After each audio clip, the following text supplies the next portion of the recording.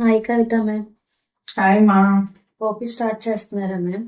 లేదురా, కొన్ని రిపోర్ట్స్ ఉన్నాయి, ఇవి చూసేసి స్టార్ట్ చేస్తాను. ఏమని డౌటేనా? Doubt ma'am. చెప్పు. కొంతమంది ప్రెగ్నెన్సీ లేడీస్ కి బేబీ మూమెంట్స్ చెక్ చేసుకుంటూ ఉండమంటారు కదా మేడం, ఎందుకు?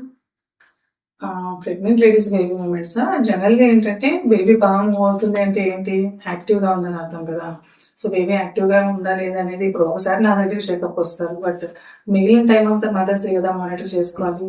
సో ఇట్స్ ద సింప్లెస్ట్ వే అనమాట. బేబీ హెల్తీగా ఉందా లేదా, బేబీ సరౌండింగ్ ఎన్విరాన్మెంట్ అనేది కంఫర్టబుల్గా ఉందా లేదా అనేది తెలుసుకోవడానికి బేబీ మూమెంట్స్ కౌంట్ చేసుకోవడం అనేది సింపుల్ మెథడ్. సో అందుకని జనరల్గా మదర్స్ని బేబీ మూమెంట్స్ చెక్ చేసుకోమని చెప్తూ ఉంటాం. మ్యామ్ ఏ మంత్ నుండి బేబీ మూమెంట్స్ కౌంట్ చేసుకోమంటారు? జనరల్ గా 7th మంత్ వచ్చిన దగ్గర నుంచి ప్రెగ్నెన్సీలో కాంప్లికేషన్ రేట్స్ అనేవి కొంచెం పెరుగుతూ ఉంటాయి కదా. సో అందుకని 7th మంత్ వచ్చిన దగ్గర నుంచి కౌంట్స్ అనేవి చెక్ చేసుకోమని చెప్తూ ఉంటాం. స్పెసిఫిక్ గా బేబీ మూమెంట్స్ కౌంట్ చేసుకోవడానికి ఏమైనా పద్ధతి ఉందా మ్యామ్? ఇప్పుడు స్పెసిఫిక్ గా పద్ధతి అంటే జనరల్ గా బేబీ మూమెంట్స్ రోజు మొత్తం మీద అంటే 24 hours లో కౌంట్ చేసుకోవడం కష్టం కదా. అందుకని ఏంటంటే ప్రెగ్నెంట్ లేడీస్ కి కన్వీనియన్స్ కోసం ఉదయం 1 గంట, మధ్యాహ్నం 1 గంట, అలాగే నైట్ 1 గంట బేబీ మూమెంట్స్ కౌంట్ చేసుకోమని చెప్తూ ఉంటాం అనమాట.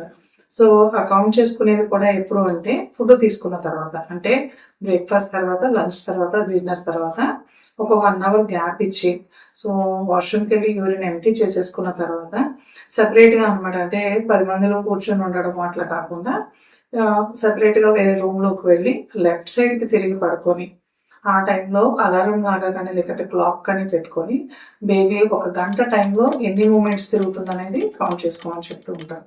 సో అలాగా మార్నింగ్ ఒక 1 hour, మధ్యాహ్నం ఒక 1 hour, నైట్ ఒక 1 hour. సో 3 సార్లు 3 గంటల్లో ఎన్నిసార్లు బేబీ మూమెంట్స్ అనేవి వస్తున్నాయో చెక్ చేసుకోవాలి. మ్యామ్ ఒక గంటలో బేబీ మూమెంట్స్ ఎన్నిసార్లు తెలియాలి?